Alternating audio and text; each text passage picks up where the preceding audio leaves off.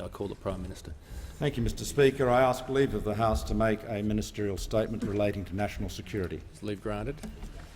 Prime Minister. Mr Speaker, when innocent people are dying at the hands of violent extremists, no matter where in the world this is happening, hard questions are asked of societies like our own, hard questions for which there are no easy answers. For all freedom-loving nations, the message could not be clearer. If we want to preserve the values that underpin our open democratic societies, we will have to work resolutely with each other to defend and protect the freedoms we hold dear. Following the recent mass killings of innocent civilians in Paris and around the world, I take this opportunity to update the House on Australia's global, regional and domestic policies to respond to terrorist attacks. Let me start by once again expressing our condolences to all the victims.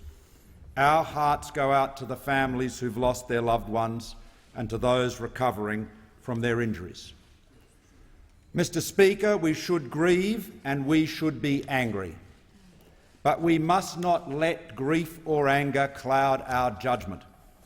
Our response must be as clear-eyed and strategic as it is determined. This is not a time for gestures or machismo. Calm, clinical, professional, effective. That's how we defeat this menace. The threat from ISIL is a global problem that should be addressed at its source in the Middle East by ensuring that our involvement in the coalition efforts in Syria and Iraq is resolute and effective. ISIL aims to overthrow all the existing governments in Muslim societies and beyond. It regards as apostates any who will not submit to its own perverted view of Islam. Strategically, ISIL wants to create division by fomenting resentment between Muslims and non-Muslim populations. ISIL emerged as an extremist terrorist group out of al-Qaeda in Iraq and Syria. Their territorial gains in Syria and Iraq have fed into their own narrative of conquest. But by most measures, however, ISIL is in a fundamentally weak position. We must not be fooled by its hype. Its ideology is archaic, but its use of the internet is very modern.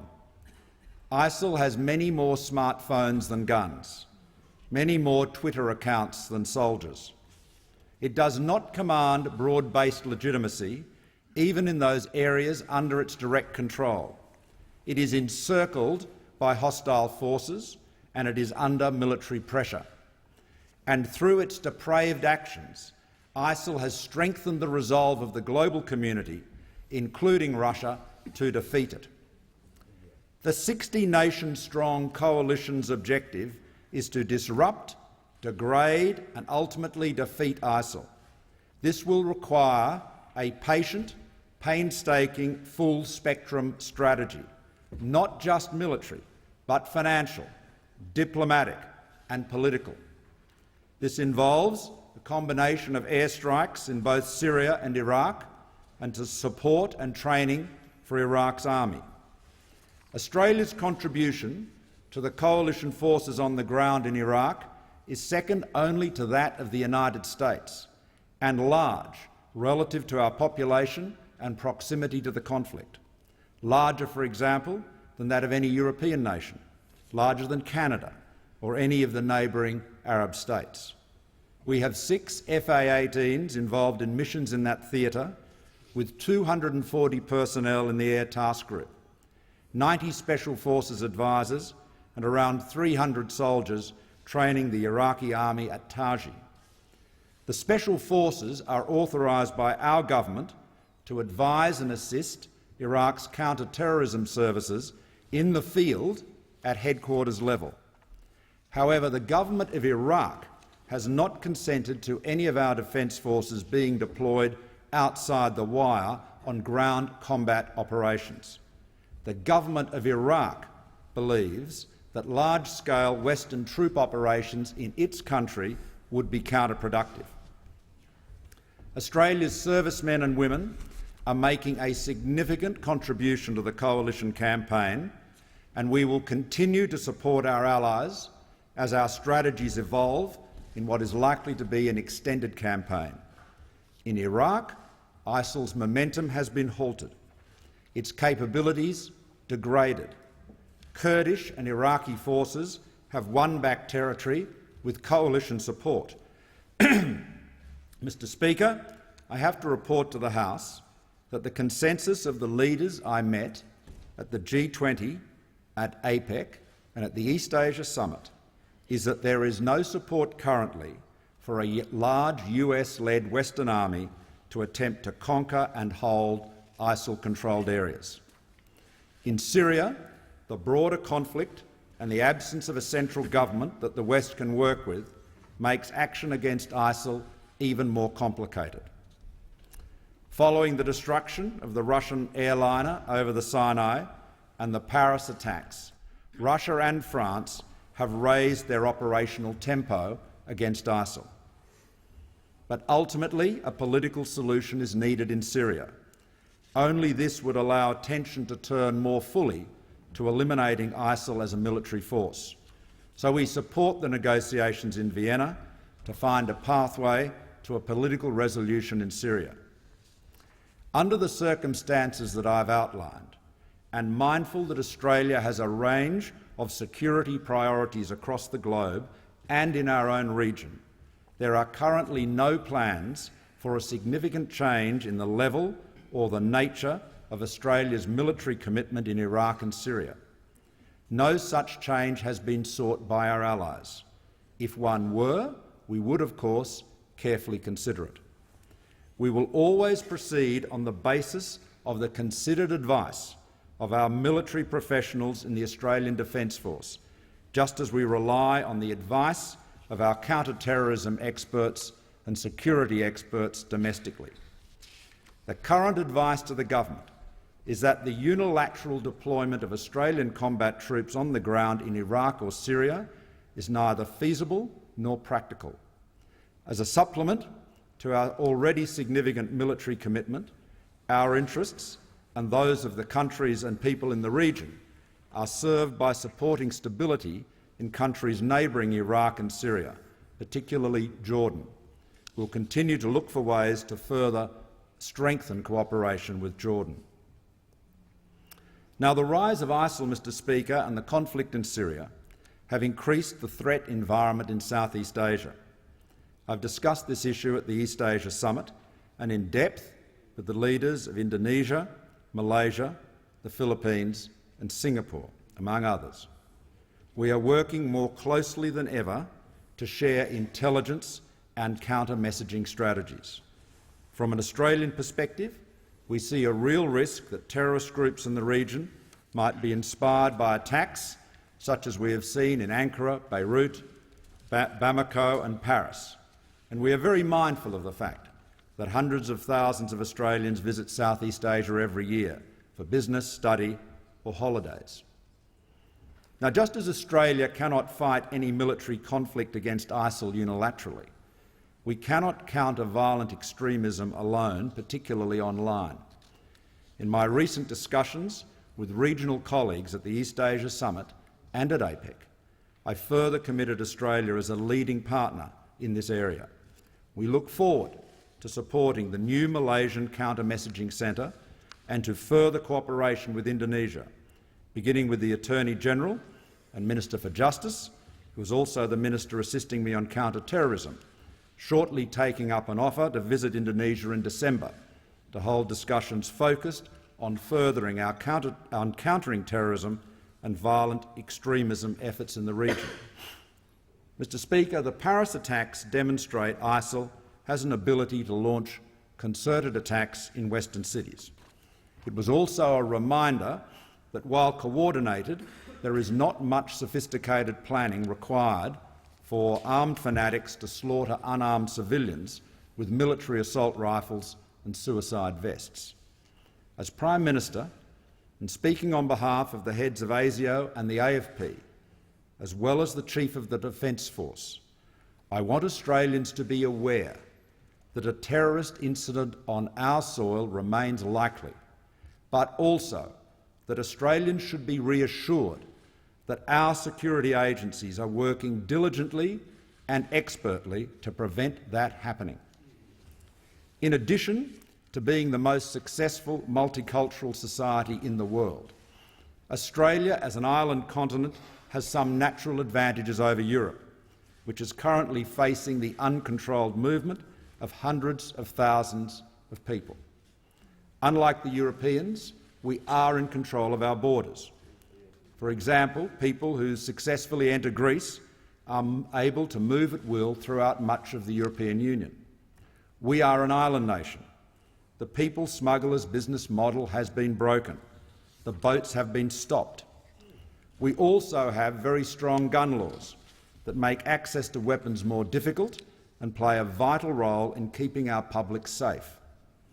As your Prime Minister, my highest duty and that of my government is to keep Australians safe. We cannot eliminate entirely the risk of terrorism any more than we can eliminate entirely the risk of any serious crime, but we can mitigate it, and we will continue to thwart and frustrate many attacks before they occur. We are examining closely the implications of the Paris attacks for our own domestic arrangements. I'm receiving updated intelligence on this every day. We're working more closely than ever with our European partners. Public safety is our highest priority, and a major part of this is to be as open and transparent with Australians as possible about both the threat and what everyone can do to help. In September last year, the alert level was raised to high and has remained there ever since. We've subsequently seen terrorist attacks against police officers in Melbourne, the Sydney siege and the murder of a police worker in Parramatta by a radicalised teenager. The tempo of our domestic counter-terrorism efforts has increased, and our capabilities have been tested. Since September 2014, 26 people have been charged as a result of 10 counter-terrorism operations around Australia. That's more than 1/3 of all terrorism-related charges since 2001. Counter-terrorism units at our airports are also stopping people leaving for and returning from the conflict zone. The fact that there has to date been no mass casualty attack owes much to the vigilance of our security agencies. ASIO and the Federal Police have advised me that there is no evidence that the recent attacks, including Paris, will materially affect the threat level in Australia, but we are constantly on the watch for any evolving or emerging threats. The Council of Australian Governments agreed in July to develop a new threat advisory system to make it clearer to the public what our security experts believe to be the current threat from terrorism. The new framework, recommended by ASIO, has been subject to extensive consultation and review. And I can inform the House, Mr Speaker, that the National Threat Assessment Centre, or NTAC, that sits within ASIO, will this week transition to the new National Terrorism Threat Advisory System. The new system will provide the public with more information on the nature of the threat we're facing. The adoption of a 5-tiered system will also provide ASIO with greater flexibility in determining threat levels, reflecting the need to adapt to an evolving security environment. Now, rapid developments in communications technology present both opportunities and challenges for our agencies. Modern messaging and voice applications are generally encrypted in transit. Human intelligence, relationships with communities are more important than ever. I've therefore asked that ASIO and other relevant agencies work with our international intelligence partners to address the challenge of monitoring terrorist groups in this new environment. I'll be meeting with my state and territory colleagues next month. Cooperation between all tiers of government and state and federal agencies is vital in the counter-terrorism effort. At COAG on the 11th of December, I will continue our discussions with premiers on how best to counter violent extremism. I will raise with them initiatives under consideration to address the problem of radicalisation in prisons. I've also asked that our law enforcement agencies test their responses to a mass casualty attack. Such an attack leaves little, if any, room for negotiation. This work is in addition to the extensive reform of our national security laws, which has already seen the introduction of 5 tranches of new legislation. These laws ensure that our agencies have all the tools required in the effort to keep us safe. Within Australia, Mr Speaker, our counter-terrorism strategy calls for partnership between all levels of government, community and the private sector. It emphasises the need to limit the spread and influence of violent extremist ideas. The root cause of the current threat we face is a perverted strain of Islamist extremist ideology. Not all extremism ends in violence, but all politically motivated violence begins with extremist ideology. Any war with ISIL is not just one in a military sense, but is also a war of ideas. Through their extensive use of social media, they seek the maximum propaganda advantage from any territorial gains as cover for their fundamental military weakness and the barbaric nature of their mindset. The government's investment in countering violent extremism programs has tripled over the past 4 years to more than $40 million. The government's approach has 4 tiers: maintaining a strong multicultural society, the bedrock of our defence; helping institutions and sectors of our community combat violent extremist ideology where it emerges; challenging and undermining the appeal of terrorist propaganda, especially online; and intervening to divert individuals away from their violent extremist views. Importantly, governments cannot win this battle alone.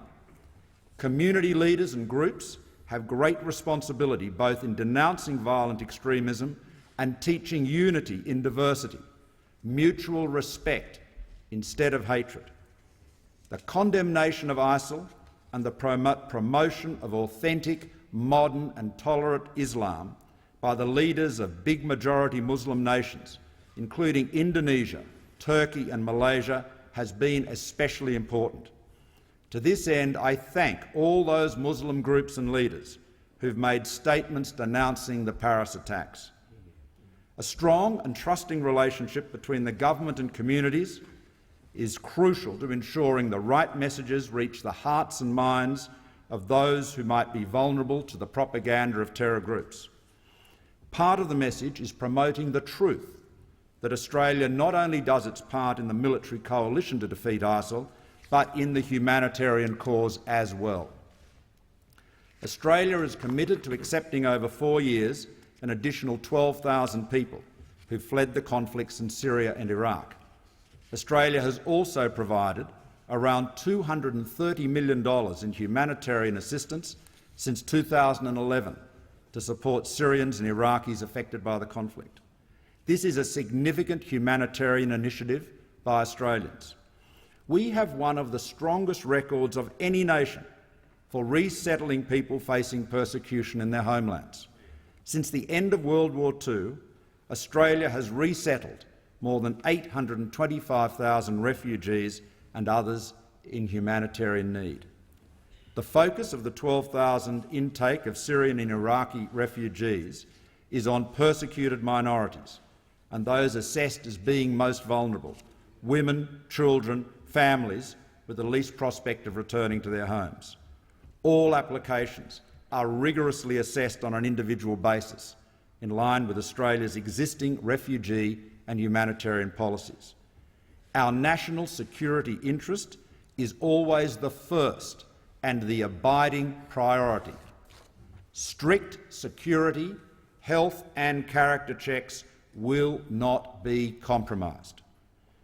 Now, in Iraq and Syria, ISIL must be defeated militarily, enabled by a durable political settlement in both countries that will reduce the capacity of the extremists to recruit and mobilise. The threat of ISIL-inspired terrorism must be addressed through domestic, regional and global counter-terrorism efforts, As an ideological threat, it needs to be and will be confronted globally. There are no quick fixes. We will redouble our efforts in support of domestic and regional counter-terrorism efforts. Across the region, our engagement will intensify, pursuing collective counter-terrorism objectives by better prioritising and coordinating with regional partners. Mr. Speaker, we will defeat these terrorists, and the strongest weapons we bring to this battle are ourselves, our values, our way of life. Our unity mocks their attempts to divide us. Our freedom under law mocks their cruel tyranny. Our mutual respect mocks their bitter intolerance. And the strength of our free people will see off these thugs and tyrants as it has seen off so many of their kind before. Yeah.